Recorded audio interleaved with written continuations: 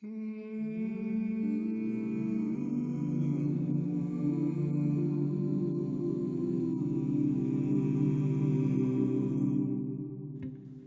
clear that what you love matters, and what you do about it matters too. If you find yourself loving something, wanting it, deciding that it's for you, you're already among the rare and the lucky, because it's hard enough just to figure out what you want in the first place. And once you do, you've got a dilemma. Now what? Do you relegate it to fantasy, or do you treat it with a little responsibility? And at the very least, let it be known, I want this. I guess some people call that manifesting. The point is that actions have consequences, actions have reactions, and something as simple as sending a direct message or an email can have a real and lasting effect. Maybe we don't always recognize an inflection point while we're standing in it. Sometimes it's only later that we can look back and say, oh, that was the moment.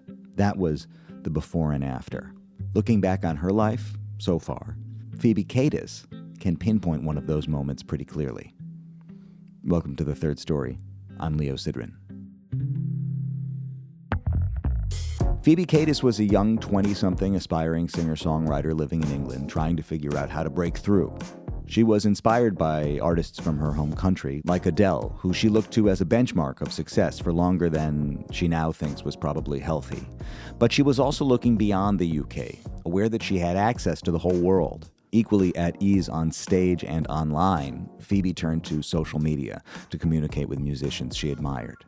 Whenever an artist or a band she liked came through London, she reached out, sometimes just to say hello, sometimes to offer help, sometimes to see if there might be a way to collaborate. And that is how she ended up connecting with guitarist Cory Wong, an optimistically online artist who, at least a few years back, read all his DMs and answered most of them too. So when Cory came to London on tour with Wolfpack, Phoebe wrote to everyone in the band, and Cory wrote back. That single exchange set off a domino effect in her life. One small handful of messages, sent a bit on a whim, eventually led to where she is today, living her life as an artist in the United States, collaborating with many of the musicians that she most admires, married to saxophonist Sam Greenfield, who she met on tour with Cory, and firmly embedded in a global musical community. Phoebe's collaborations today read like a who's who of past Third Story podcast guests, including John Lampley, Scary Pockets, Louis Cato, John Fields, and Cory Wong himself. Phoebe's music is pop-forward, 80s evocative, smartly written and produced. There's a sugary quality to both her voice and the way she chooses to surround it. It feels good to listen to. As a child of the 80s myself, I feel seen when a younger artist embraces the values I grew up loving, from the ear candy to the compositions themselves. That is to say, she's not afraid of a slick hook, and she's not afraid to slip in a few chord changes now and then either, and both are very good news. But what strikes me even more is what's happening underneath the surface of her songs. Beneath the neoprene sheen and neon lipstick, there's a depth and honesty in Phoebe's writing that is both earnest and quietly heartbreaking. If you're not paying attention, you might miss that she's writing songs that are funny, sad, searching, and very human. And that's okay because, as she says, they're meant to be bops.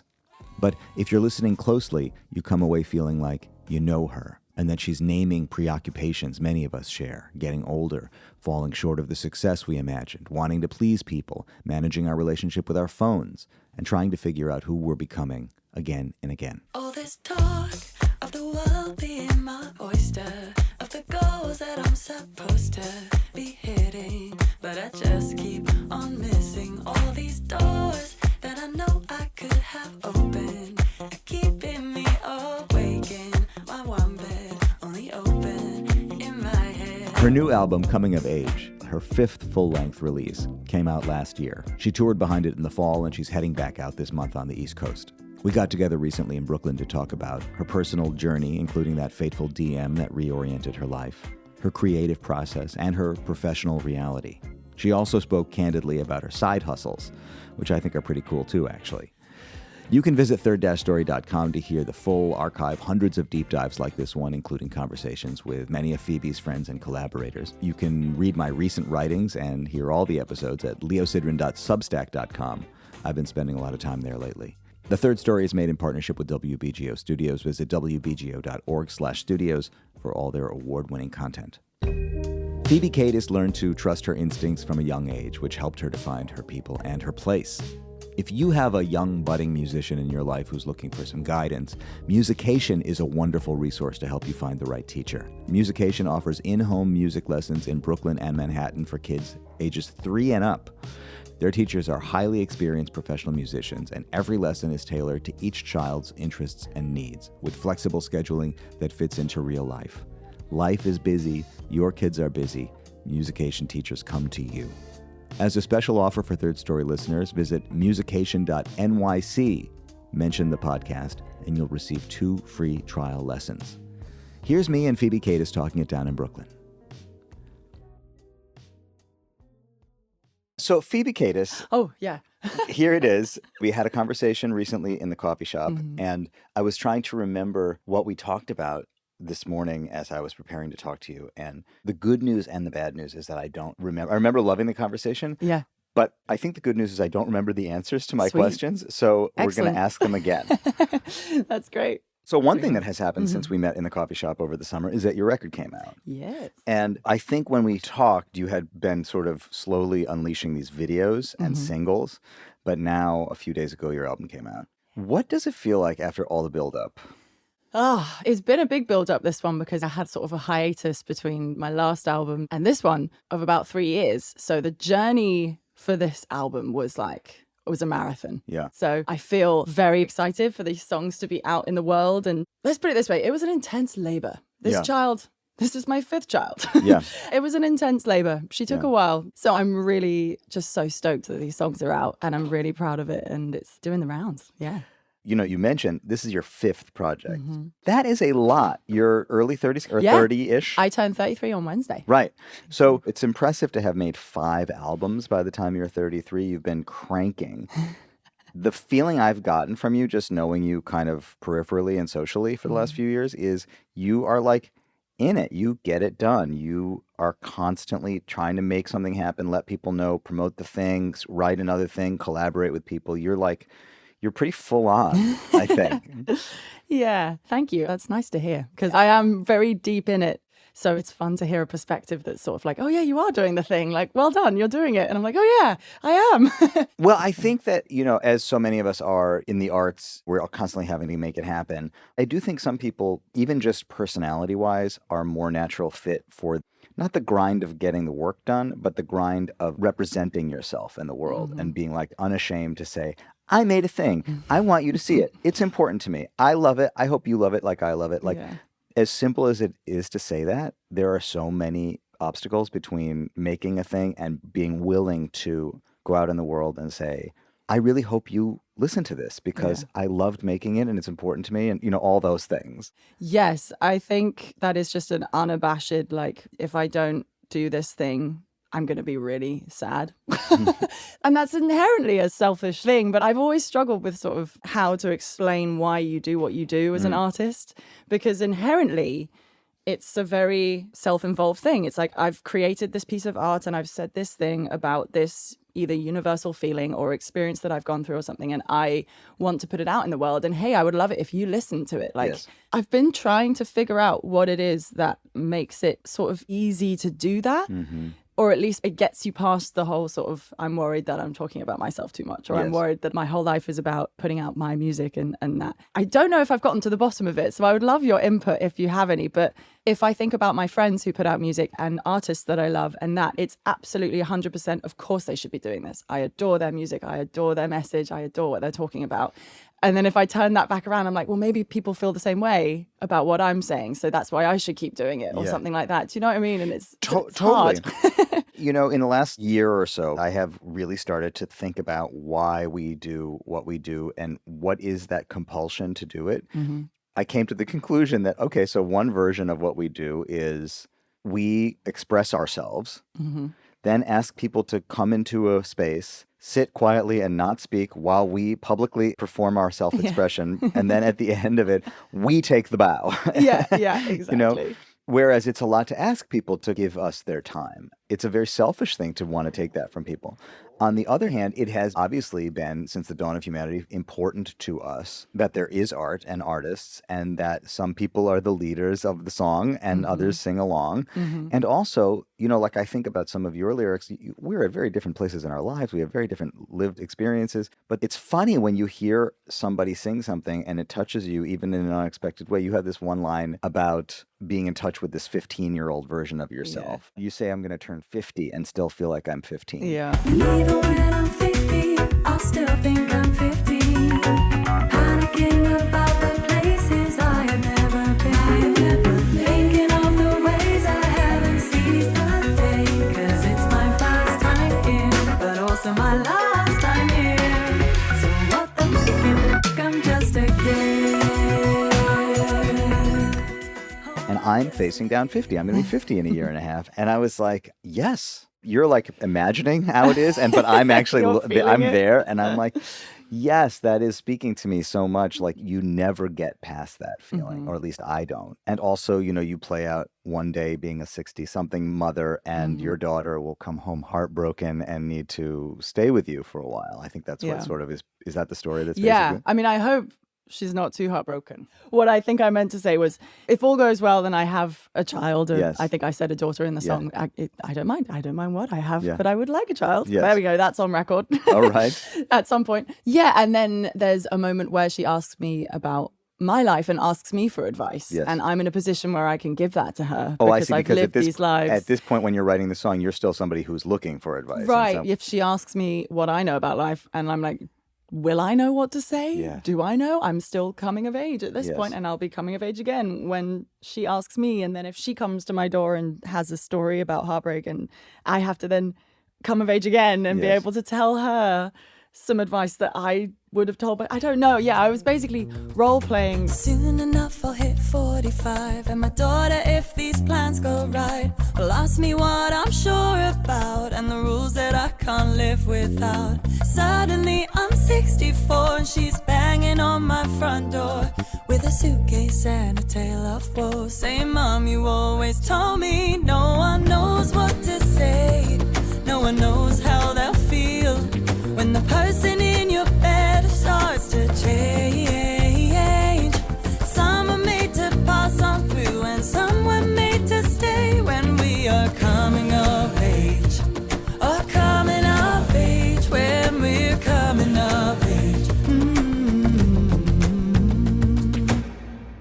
The whole album, A Coming of Age, that song in particular sort of maps it out of how you never really do come of age. And the saying to come of age, it's sort of associated more with your high school. You leave high school, you become an adult, and you learn these things about yourself, and you're coming of age.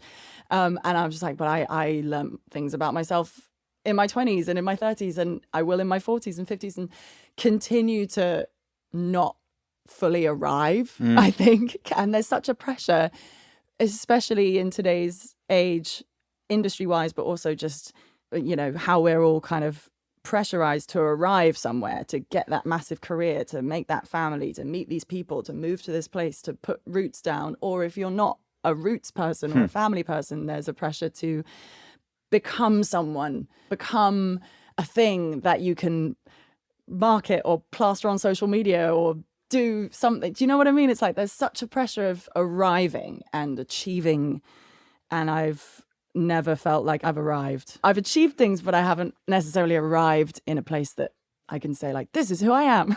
Yeah. I've done it. Well, you've just laid it all out. I mean, there it is. Do you feel that you have put that pressure on yourself? Like, you've got a song on the record about how good it is to be famous. And Yeah. I think that's the song where you say, I'm mad at these girls half my age who are more famous than I am. Or not mad at them, but and terrified. Trying not to get depressed over a superstar who's half my age. Oh, everything's better when you are famous. Love and attention 24/7. I feel much better when I am famous too. Wouldn't you?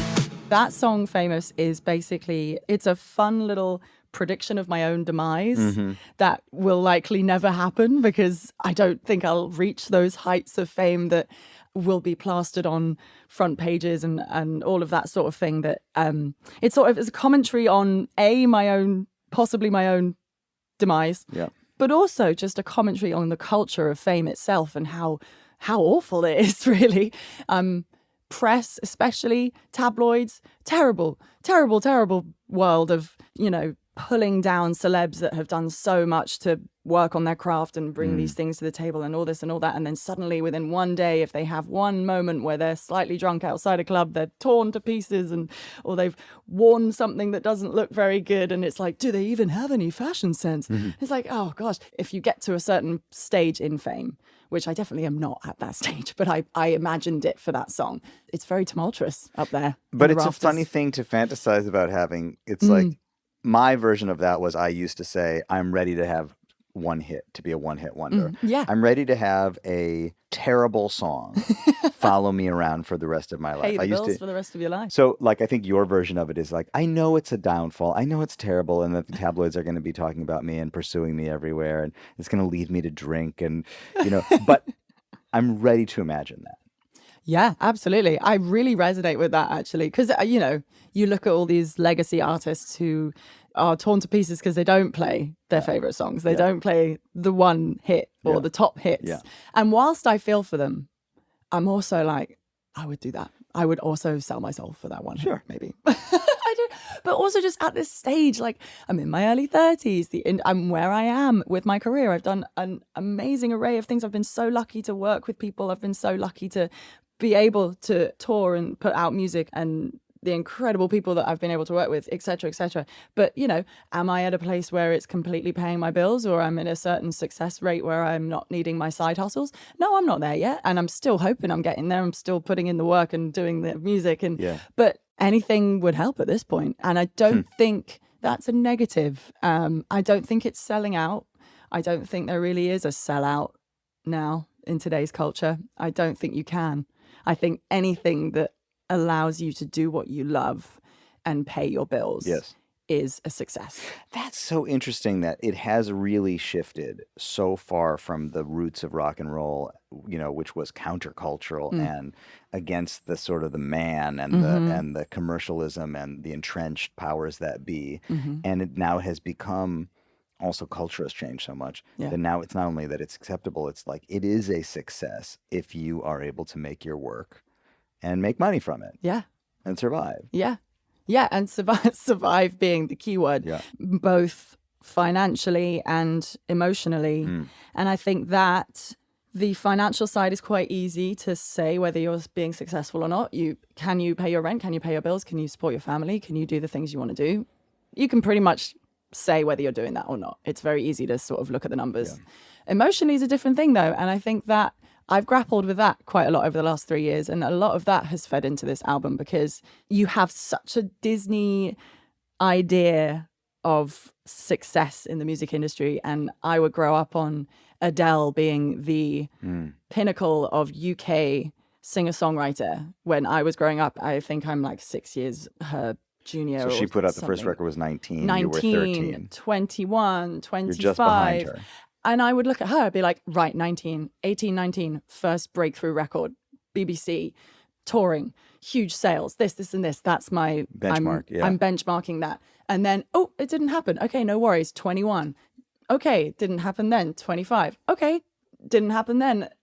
Far from it at 25. If we want to talk about what I was doing at 25, that's a whole other kettle of fish. But I had no idea who I had no idea who I was at 25. But like, again, the pressure of arriving, the industry has sort of, with the breakout of streaming and the breakout of the internet, which has been around now for a while, obviously, but the streaming platforms, especially with the early 2010s, it was very possible for you to break out on your own, and the independent artist game completely changed. And I'm not going to poo-poo Spotify or streaming services, honestly, because although they pay out a fraction per stream and it's not as good as it could be, I have fans in Japan. Yeah. I have fans in Nigeria. Someone was messaging me from Nigeria today. I hope it wasn't a prince, was it? It wasn't somebody who had wanted you to, because he messaged me a couple times too, that prince. Oh, and we should. It turns out we can actually save that man if we give him our bank account information. Oh, I think I didn't get the same guy,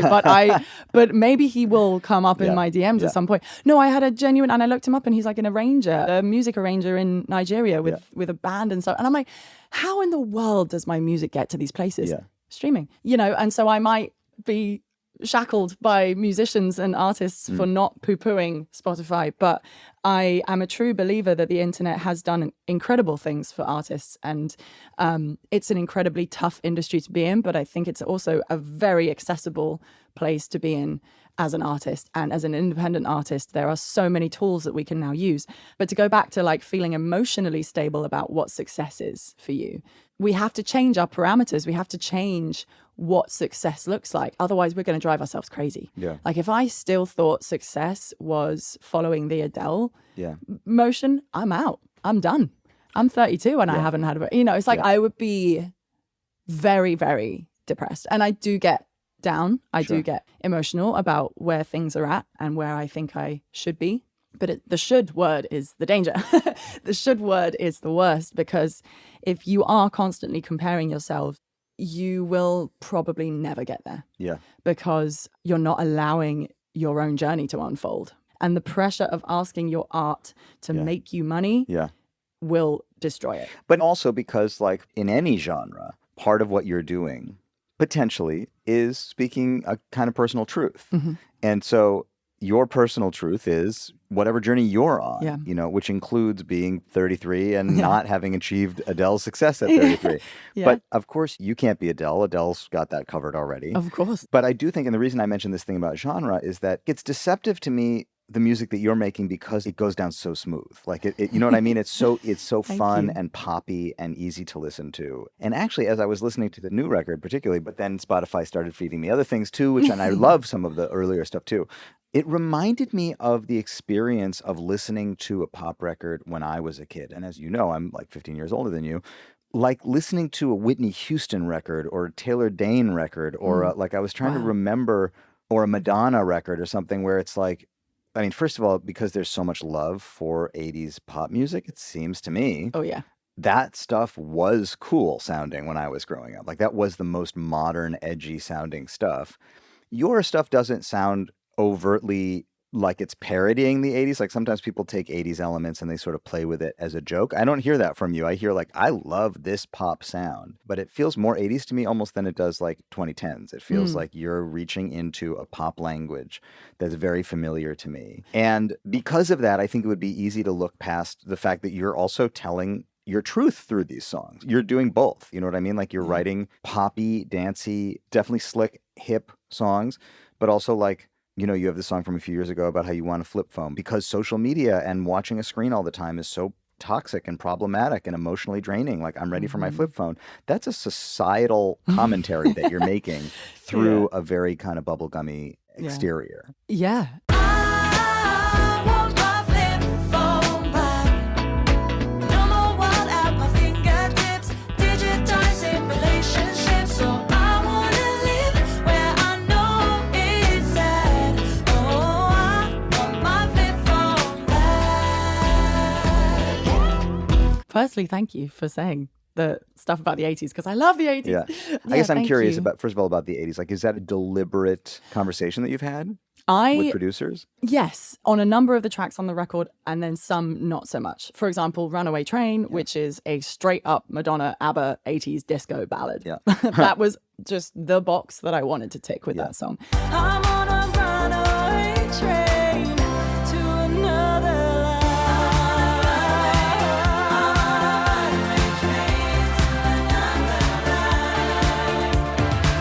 I'm on a runaway train to another life.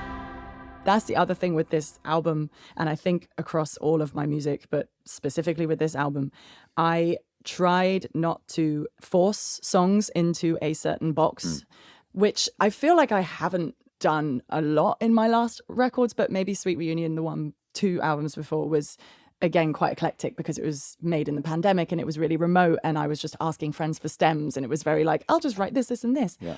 But that was more like made an eclectic record because of my collaborators just sending me stuff and me being like, I'll take cool, it. this is fun. Yeah. And then this one was like, I have so many genre interests that I wanted to finish the song in the way the song wants to be finished instead of shoehorn a song into a style or a marketing box, I guess, which I, hand on heart, and will be the first person to say, that is not a smart move. That is not smart career-wise, because it leaves you with a difficult to market product and it leaves you with we say pick and mix in the UK, which is, you know, when you go to the cinema and you get lots of sweets in the same bag from different bins, we call that pick and mix, which apparently America doesn't have. We don't know about this. No, so we don't know about pick and mix. This is a pick and mix record, and that's not easy to market. That's like a big no-no. If I went into a label and was like, hey, here's my record, they're like, cool, play us the 3 songs that sound the same and would tell us what the album's about. And I'm like, oops. Right. Compared to records that kind of have a coherence that run through it. Yes. And I think I basically put the song first and just wrote the songs and wanted them to live in the universe that they were written in. For example, the Runaway Train ABBA 80s one, I sat down and was like, I love ABBA. I want to make something similar. Yeah. And I did. And then Dave McKay, who produced it, incredible.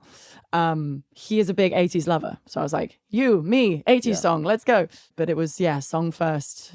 And you did a couple songs with Wirtz I did one song with Bill. Yeah. Bill Wirtz, Oh my God. So that, you told me about him, and then I went back and checked him out, and I was like, oh yeah, I know who Bill Wirtz is. And but what's interesting about that is that there was this thing in early 80s sample technology where samples would get truncated and cut off tightly and strangely because we didn't have enough memory in the sampler to like let the tail of the sample go. Yeah. And he does this thing that is so evocative of the 80s to me, of the tightly, weirdly cut samples and the sounds that he uses that are like the sound of my childhood. Oh, now you've made that link. I didn't even make that link between the 80s and what he does. I just saw Bill Wirtz's world. Yeah. It's like he's not operating in this universe. But his production style is quite literally out of this world. And you just reached out to him out of nowhere. Mate, that might be my biggest win in life. You were a fan of Bill Wirtz. I was a huge fan of Bill Wirtz. Like, he had made those videos, like the history of the world. His videos, but his music as well was just instant serotonin. I could put it on in any mood, any place, anywhere. It was the thing I put on to make myself feel better. Or just if I was feeling really good, it was my hype music. Just did a bad thing. I regret the thing I did. And you're wondering what it is. I'll tell you what I did. I did a bad thing. I'm having a bad day. It's turning into a bad year. All the things I'm supposed to do and the places I'm supposed to go are canceled. So I was like a genuine Bill Wirtz like cult member. And my incredible friend Ryan Lerman put us together because Bill had done a Scary Pocket session with them and nothing else. Like, he's never collaborated with anyone, but I clocked the Scary Pocket session and I was like, and you had already done the Scary Pocket stuff? Yeah. Like, hello, hello, hello. How's my little lady in the New York snow? Yeah, he says I love you loads. He's a certified gambler messing with me. Hello, hello, hello. I got one foot in and one out the door. I think it's about time that I take control. I'll be a certified gambler picking with 3. I met Ryan through the Scary Pockets stuff and was like, hey, is there any way you could reach out to Bill? Because I saw this one interview as well with Bill where he was like, I've never collaborated with someone and I don't know if I would like it, but I think I should do it just to try it out. And I was like, this is my moment. This is my moment. And so I texted Ryan. I was like, hey, is there any way you could put me in touch with Bill? And he did. And within like 24 hours, gosh, I owe him so much. Within 24 hours, he was like, here's the message from Bill. Yeah, ask her to email me. I was like, oh my God. So I did. And then we went back and forth on the songs and I sent him some other demos and quickly realized that none of the demos that I was sending him were write for him. So I actually did the opposite of what you usually do as a songwriter or an artist. Usually you write a song and find a producer to fit the song. But I found the producer and I wrote a song for him. But he was a muse too. You found a muse for the song. Exactly. Absolutely. 100%. Which we do. Yeah. How long was the email that you wrote to him? He was obviously very short with his response. Yeah, tell her to email me. This is my chance to email him. I'm a huge fan. What do you say? Oh my gosh. I should probably pull it up to get it right. But I think it was something along the lines of, "Hi, Bill. I'm a huge fan and wondered if you wanted to produce a track for someone else. I'm an artist doing this, this, and this." I sort of told him a bit about myself. Let me know if that sounds good. And obviously sent him my music so he could check it out before. And he said, yeah. And now we're here. But in fact, you had done that before. I mean, you and I met, I believe, through Cory Wong and his sort of extended family, musical family. And as I understand it, you sort of met him in a similar way. You reached out as a fan. Oh, yeah. That was an Instagram DM. Big up Instagram. I went to see Wolfpack in 2017. In the UK? In the UK. London, Shepherd's Bush, O2 Empire. Represent. And I went out to the show and then I did what I was doing at the time, which was messaging all of my favorite musicians whenever they came into town or just in general. I was just completely hustling the DM email. Yeah. And I think I messaged all of them. I was like, "Hey guys, I'm a singer in London. If you ever want vocals on anything, blah, blah, blah." And Cory was in this zone, which he's still to this day really good at, which is actually looking at his DMs and looking at people who message him and responding and just being really open to communication. Actually, I don't know what he's like now. Obviously, he's in a different level. But at that time, he was really cool with just like opening his DMs and messages and replying to people and checking them out, which is so cool. And he did. And he was like, funny you should say that. I want a British singer on this new song. Do you want to give it a go? And I was like, oh my God. And that was Duke on Jelly. And that was the song on his album, The Optimist. And it went from there. It was amazing.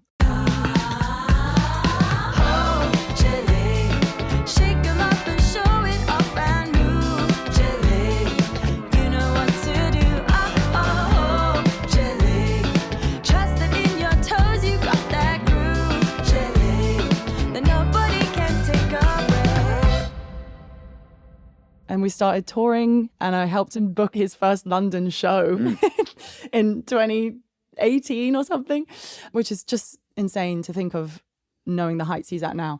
We just did some Europe touring and I was opening and singing and collaborating on his music and he was producing my music and it was just amazing. That was my sort of, I guess that was my break, which if you look at your life, if you look at your career, that was a really big moment. I have a lot to earn for. Yeah. And at a turning point, you then at some point moved to New York. I did, yes. Yeah, I got the visa to tour with him and then 2020 happened. So the touring happened in 2019. 2020 happened. All the touring was cancelled. And you were here World or shut you went down. home? I was not. I was actually in Australia in March 2020. I was doing the Adelaide Fringe Festival with a show that I do. I do a Carole King, James Taylor show where I sing her songs and his songs with my friend Dan from the UK. And we tour it to this day. We still go out and the US touring is a really, really good time. We bring it over here and we tour it and we tour PACs and theatres. And I'm really proud of the show. Yeah, we sort of wrote it together and it's about Carole King and James Taylor. So you could put it in the tribute box, but we aren't being them. We're telling their story. It's like an immersive biography. So that is a side hustle because this is not my thing, but it's a side hustle I'm really proud of and love to do because I love Carole King. When it's too late, baby, now it's too late, but we really need to try to make it. Something inside is dying, and I can't hide it, I just can't take it. Oh, no. So that has been something I've done for coming on to 8 years now, the Carole King story. So I was in Adelaide in 2020 performing that show at Adelaide Fringe and everything shut down on the last day of our run of shows at the Fringe. I think Tom Hanks got COVID and he was in Australia. Yes. And then it was a big thing because an A-list celebrity got Yes. it and everyone took it seriously. So I had a ticket home to the UK and I had a ticket to LA and a suitcase and a really bad breakup. And I was like, do I move to the States? In COVID? in March 2020, my little brain was like, I can make this work.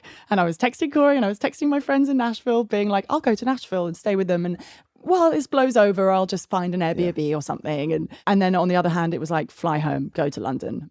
You know, my parents were like, what are you doing? Come home. I flew to LA. I flew to LA. I got to LA. It was the quietest I'd ever seen an airport. There was one plane on the ground. It was probably March like 20th or 19th. A week 20th. into it. Literally. And I was texting my friends in Nashville being like, hey, can I come stay? And they were like, look, we don't really know what's going on. Can you get an Airbnb? We'd love to have you, but like you've been around the world and there's this COVID thing. And I was like, yeah, fair enough. I looked on Airbnb. Prices skyrocketed, obviously, because everyone was trying to stay places or figure it out. And I spent like 36 hours in LA in an airport being like, what do I do?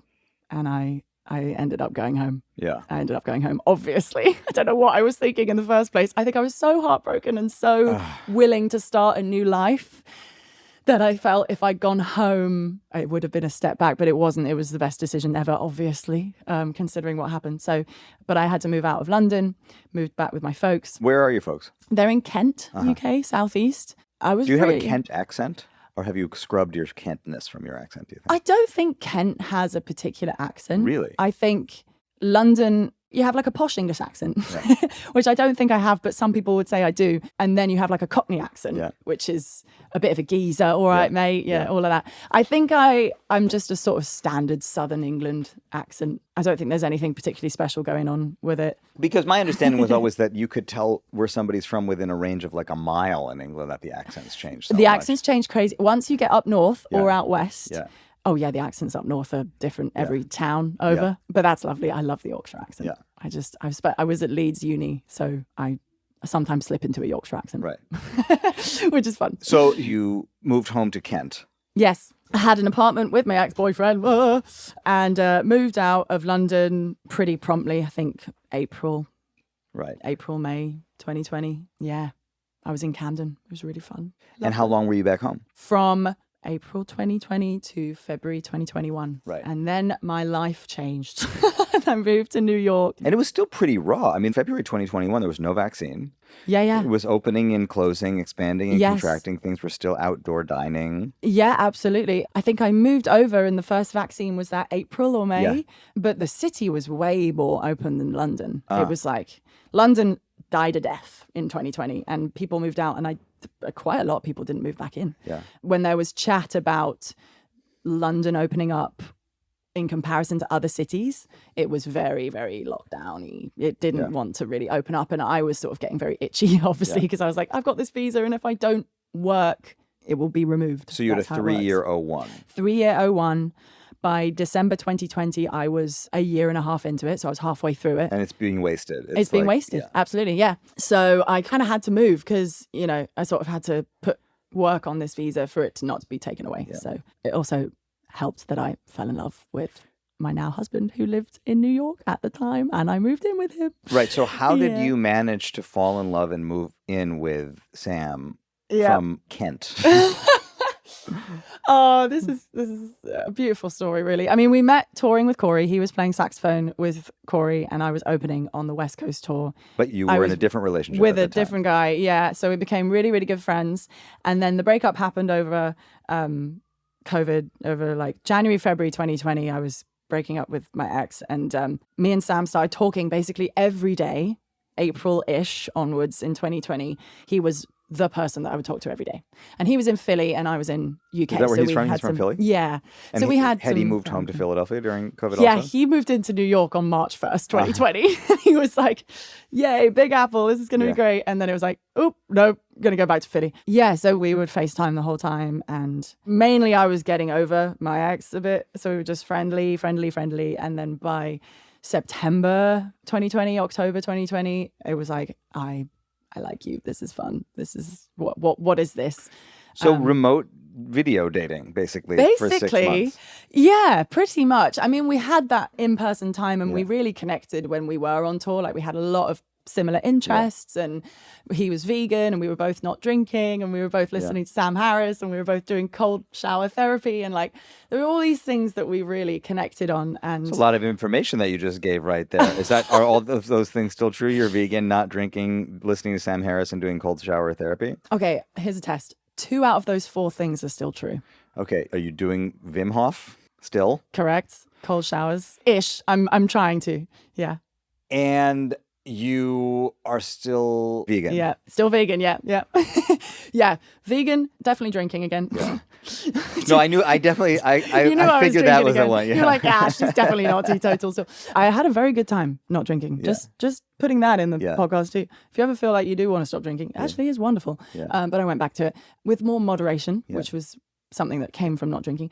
Vegan, yes. Sam Harris, no. Although still think he's dope. Cool. Yeah. And cold showers as and when. Cold therapy is yes. I will die on that hill. It's great. Have you bonded with Theo Katzman about that? Oh, yes. Oh, my gosh. His bath situation in his farm. Yeah. Oh, my God. We aspire for a cold plunge in a backyard at some point. Yeah. That's our peak adult life. That's what we want. Okay. That and a garage.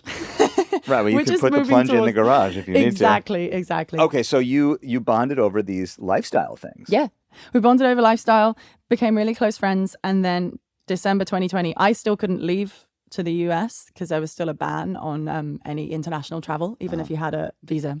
So Sam came to the UK, really came to the middle of nowhere, Kent, for 2 weeks with my parents. He really got a lot of brownie points for that. He gambled a lot for that. And if it wasn't going to be a thing, it would have been a very awkward 2 weeks. But luckily, it was wonderful. And then he had a room open up in his apartment in New York. And I moved in February 2021. And that was that. So you moved in, but you sort of had a room. I never slept in that room. Yeah. Right. Yeah. Technically, that was your room. We were still trying to play it cool. Like, you don't want to come and live in this apartment with me? And I'm like, yeah, sure. And then I never slept in a separate room. It's good to have a place for your things, though. Yeah. My things could be in this room.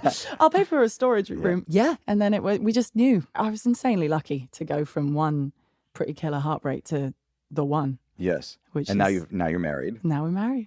Yeah. So it is a kind of a deep thing. And all of this goes back to that moment when you DM the guys in Wolfpack and Cory writes back to you. And, you said, that's my break.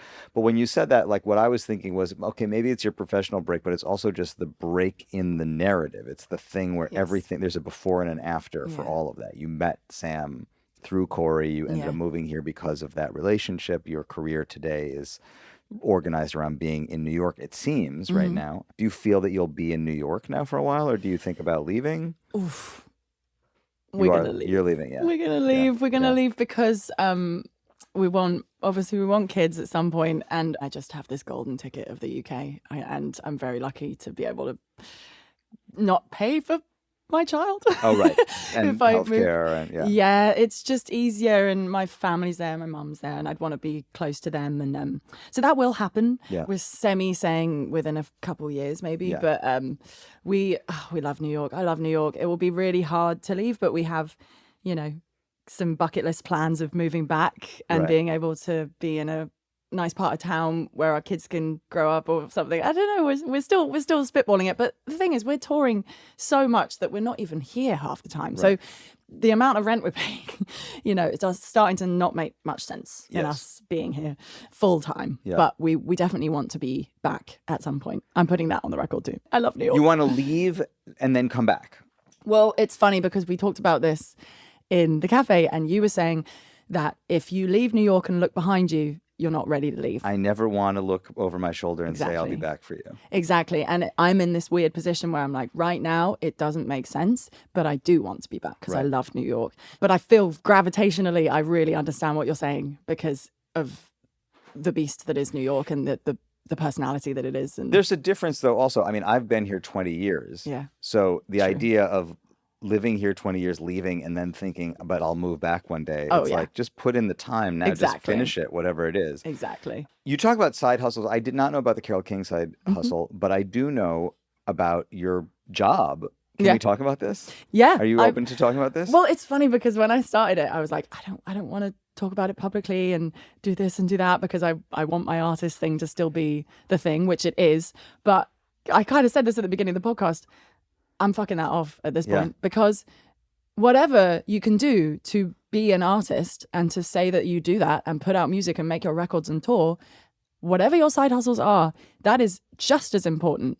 And the book, Big Magic, Elizabeth Gilbert, I read it earlier this year. It completely realigned how I feel about my side hustles, because she says the pressure of putting financial success and stability on your art is insane. Yes. And I think I said this already, but it's like having a child, sending them off into the world, and then saying, you have to pay me back for the last however many years of making you. Give me that money right now. That's insane. You wouldn't expect that of a child, or something that you've crafted and something that's but so you an in expression. in this example, our work is our children. Our musical works. Yes. Yeah. Our art is our children, and we want them to pay us back for their existence. Right. Exactly. Yes. And eventually, of course, that you would like your children to be very successful and look after you when you're in a nursing home. Yes. But retire on them. To follow this long drawn out metaphor, you work so that you can provide for your art and your kids. Okay, moving kids away, but you're working so you can provide for your art and your creative output. And I then sort of switched and was like, I will happily talk about my side hustles. I will celebrate them because they allow me to do what I'm doing. I mean, the other thing, yes, totally. And also, when you referred to the Carole King, James Taylor project that you built, I think that's still very much in line with your career. And even this mystery side hustle that we're going to get to in a second, I still think is in alignment with the general shape of what you're doing.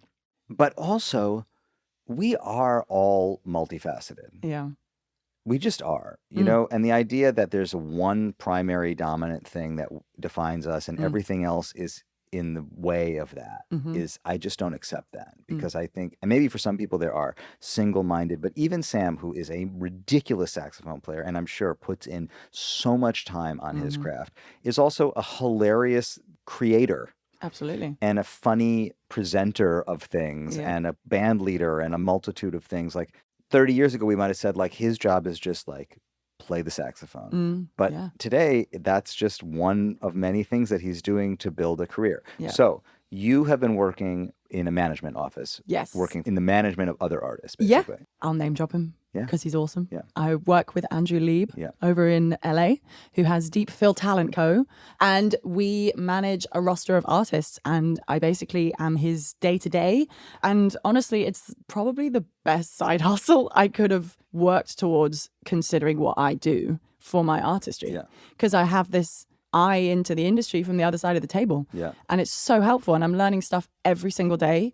I'm meeting people who are so awesome. And all the artists and Andrew and everyone knows that I also do my artistry. And and that was the first thing I told them. I was like, look, I'm a type A, I'm good at management, but this is my dream.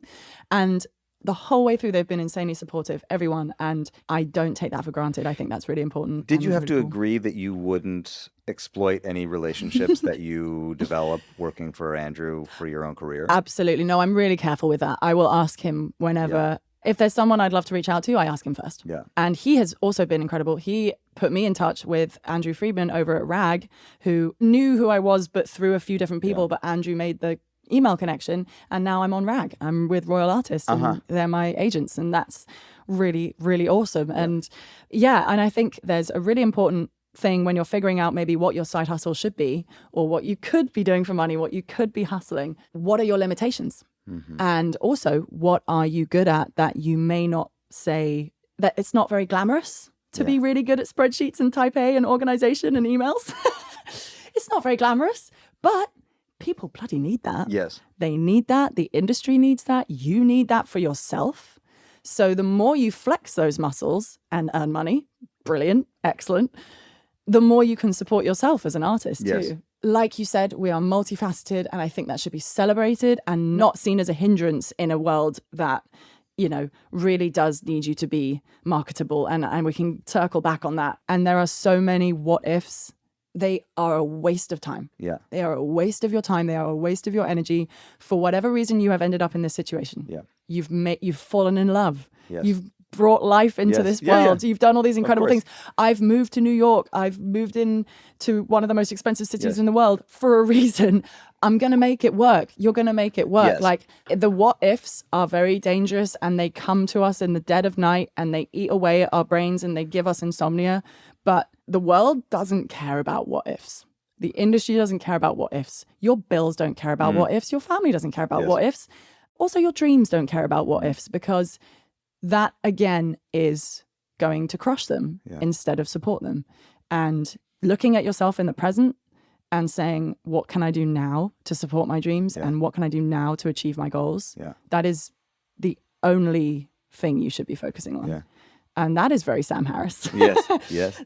Embrace your skills and limitations and how you can earn money to support your art. Yeah. Doesn't matter if it's not glamorous. Figure out something that makes you feel good. Yeah. I feel great when I send a good email. Yeah. Do you know what one of my favorite things I do that I don't admit because it's not glamorous?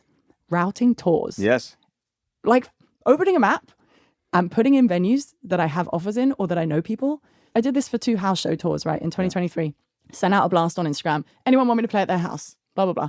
I got people sending me through all over the country. Literally New York, Chicago, Nashville, San Diego, LA, Iowa, one in the middle of the country. I was like, how do I make this work? And I pulled it up on a map and I pulled up Toll Pass or whatever the website is. It's so good. And you can Wait, what put is in all Toll the Pass? I don't stops. know Toll Pass. It's like, it's not Toll Pass. What is it? It's Toll Roads or Toll something.com. And you can put in it's like AA Planner, but you can put in multi-stops and it tells you how much gas you're going to use, how many miles it is, what tolls you're going to go through. Mate, Right. it's my favorite thing. And I do it. I use it every time I plan a tour. I immediately, and I kind of relish that. I kind of love that because it's something that gets my type A brain moving and just sort of like probably ADD of some kind, getting everything into a spreadsheet, getting everything listed. I need to and show you some mapping it out. spreadsheets before we leave because Please. Every night this is what I do. Oh my gosh. Every night. I think we should have spreadsheet awards and I would put forward many of mine. I want you to show me some shit before you leave because Okay, I'm like running into some obstacles and I need some help. Oh my God, let's have a spreadsheet. All right. Let's just, Okay. let's have fun. Anyway, but that shit, it's like so unglamorous, but it's also being an independent artist. You got to book your own tours, make your own press releases. You have to, outreach to anyone and everyone. So you have to know how to put a good industry email together. You have to know how to build a one sheet. You have to do all So this. some questions here. These are actually just genuinely curious for myself also. Like, how is your time divided in terms of organizing, for example, putting a show together? You're going to do a bunch of house shows. Mm-hmm. You have to have your set kind of together. You have to have your solo thing dialed. When are you putting that together? How are you putting that together? How is that just something that you've built and developed and it's there for you? Are you having to maintain just your artistic craft in the midst of all this other stuff? Yeah, that is, I try to have shows relatively regularly throughout the year. Yeah. I'm prepping for my debut headline tour right now. Yeah. So I'm deep in band rehearsals and building tracks and putting that show together. That is this week's Assignment. assignment. And I had a big launch for the album and I put a lot of work into prepping for that show. So it really revolves around when I have shows. Do I practice every day? No, I don't. I should. I could. I will. But there's also a billion other things happening and I'm okay with my level of rehearsal and time that I build into the shows right now. If I feel like I haven't got enough time, I will panic and I will feel really, really bad about that. And I have been in that position before. So I will try and far enough out from the shows, dial in half days throughout the week, 3 to 4 hours of just sit in front of the piano, figure out what you're going to do. At the end of the day, you put all of this work to take a show onto the road. It better be a good show. Yeah. Because if the final hurdle of it just being a mediocre show is what happens, then all of that work was for nothing. So I think that is really important to make sure that you're taking a strong representation of what you do out on the road. Otherwise, there's no point really. Oh, yeah, I know. You just got to be smart. Well, some of that is also like the question is, are you burned out? Like, do you burn out doing the side hustle? And then when it's time, finally, you've like earned your time for yourself. Are you there? Can you be fresh? Not just you, but can one show up for themselves after having shown up for everybody else? You can. I would build in break Yeah. time. And that's It's very hard for hustling musicians because we feel like we have to hustle every day of every week of every year. I'm not very good at daily practices to stop myself burning out. I need to be better at this. I probably need to meditate more. Yeah. I probably need to get off my phone more. I welcome any advice you might have for not burning out while you're in the thing. Yeah. My methods at the moment are just go, Yeah. and allow yourself to not go for like a week. Right. Or And so. restore it. That's the Restore. restorative.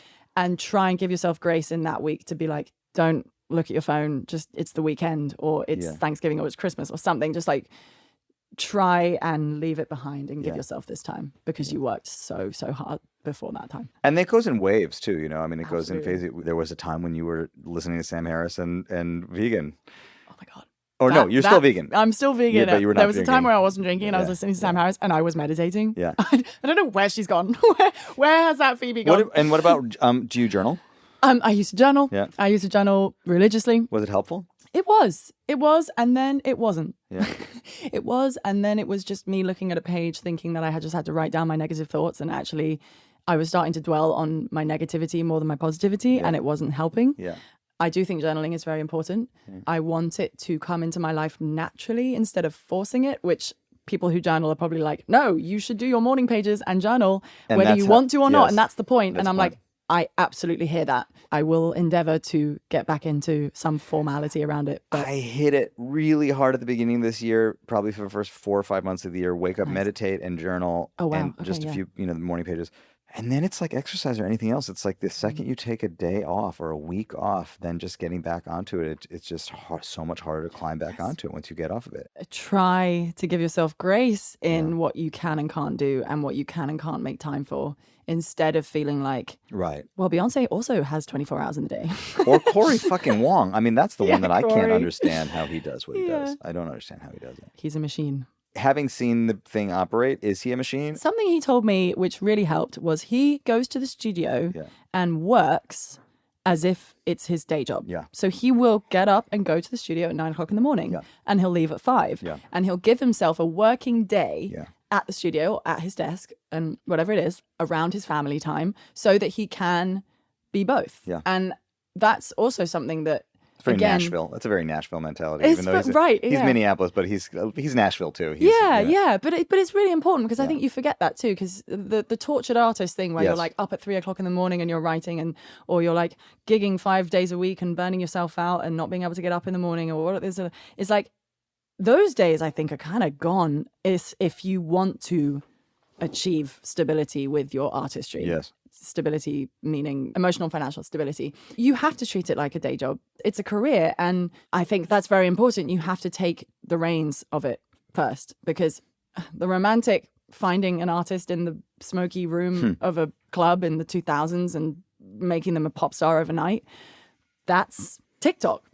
Yeah. Effectively, that's TikTok. And what's the number one thing they tell you about TikTok? Consistency. Post all the time. Post every day. Be in this content making mindset, which, gah, it drives me insane. But it's also very also- dangerous emotionally to have to do that. Absolutely. It's dangerous, but also it is one of the things that is now an industry standard. Yes. And that really sucks on the one hand, because I don't want to be sat in front of my blooming phone making like singing along. I want to be out there. I want to be gigging. I want to be doing this, doing that. But for whatever reason, however it's happened, the industry has moved on to the internet, and the live Yeah. industry is still there, Yes. I hope. No, I think it feeds, in the last week or 2 weeks, I interviewed Stella Cole. I don't know if you Yeah. know who she is. Yeah, yeah, and then yeah. I interviewed Dodie the other day. Yes. Oh, And Dodie's these amazing. are two people who do very different Mm-hmm. work. Interestingly, right now both signed to Decca, but also have a life on stage now, Mm-hmm. but that was born out of staring at the blooming phone. Yeah, Let's just exactly. say. Dodie from the YouTube era yes. and Stella from the TikTok and yeah. Instagram era. Yeah. Yeah. They used the tools that were hot right now in the Yeah. industry at that time to break themselves through. And they did that. Yeah. They did that first before any big dogs in the industry took note. And I think that's something really important to remember, is like, what are your tools that you can use right now as an artist? Like, as sucky as it is to have to make all these videos on TikTok and Instagram and try and work out the algorithm gods, Yeah. like, it's not always all about that. But on the one hand, for certain people in the industry, for example, for booking agents to see numbers and like be convinced that you're going to sell tickets, where are they going to look? They're going to look online, which is crazy because that's not where your audience are. But, you know, and all of these things, unfortunately, that is the reality of the industry at this point. You know, part of it is a fundamental shift in terms of what you think you're doing. Like if one thing is I'm making this thing because I love it and I'm trying to figure out how to message it to people. Yeah. That's one version of the job. The other is, this is what's responding. This is what the algorithm is taking. And so I need to shift what I make for the algorithm. And that's a very fine line to walk because, I mean, if you still feel okay about that shift, it's supporting some larger thing like getting people to your shows or something, yes. But if you find that you're writing different songs now or the sound of the music is different or whatever, like at what point have we stepped too far away from the thing that we meant to do? Absolutely. And I think that circles right back round to the beginning when we were talking about my new album. Yes. Well done. I did not market it the way it's supposed. It was not a smart career move. Yeah. You know, Spotify hears Good Days. Wherever I am is where I wanna be. Even if the grass appears greener, it's a fantasy. Wherever you are is where you're meant to be. Yeah. Good days are what you let them be. And then they get chronic people pleaser and they're like, what is she doing? Right. Ever since I was 6, I had to learn all the tricks to make sure everyone wanted me around. Now I've got it down good as any extrovert would, and it's cool 'cause I wear it as my crown. 'Cause I'm a chronic people pleaser. I don't know how to let anyone down. Chew me up, spit me out, that's the shit I'm all about. Tell me what you need, I know if I got it now. So that's where I didn't necessarily market it career-wise. Yeah, I very hear well. that. I hear that. But thank you for saying some song names because I wanted to ask you about a couple of them, including Chronic People Pleaser. Are you one? Absolutely. Yeah, that one is straight therapy. Yeah. In a song.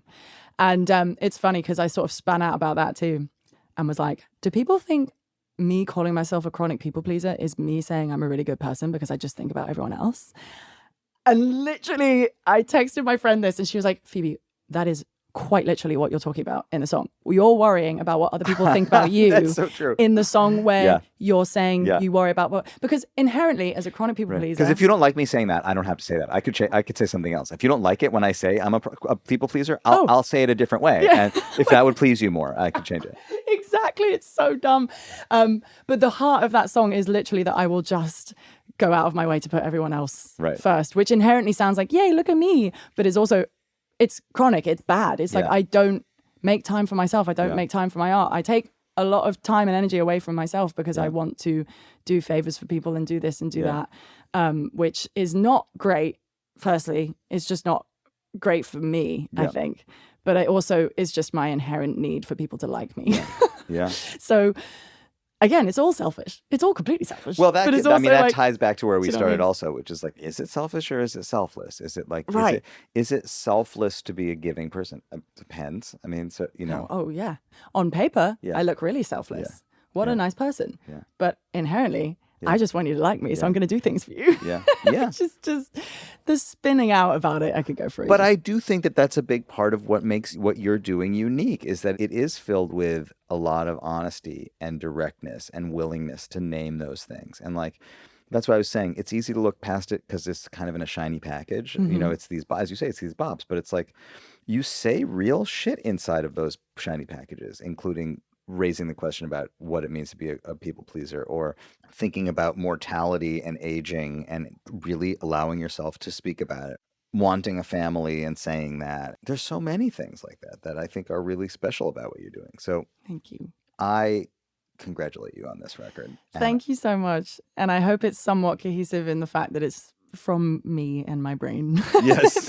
I think some people have been saying like, what do you mean it's not cohesive? Like it's you and your voice. Yes. But I'm really stoked with how it's been received. I'm really excited for it to be out in the world. And I've had a lot of very, very sweet messages. I'm really lucky. Like a lot of people have been like, oh my God, chronic people pleaser, that's me in a song. And I'm like, oh yeah, okay, good. Because it's true that the personal is universal. And when you talk about yourself, people often will see themselves in it, I think. Yeah, that is always true, I think. And maybe that's the answer to our first selfless or selfish question is the personal is always universal. And if you say something in a certain way, it might move someone else and help them with whatever they're going through.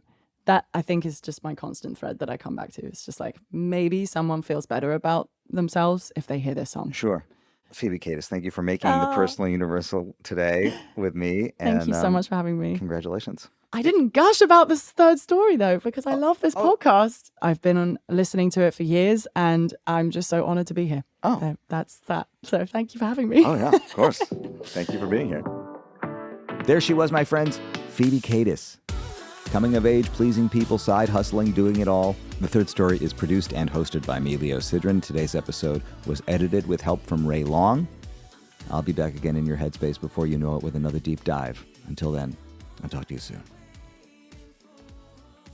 This has been a WBGO Studios production.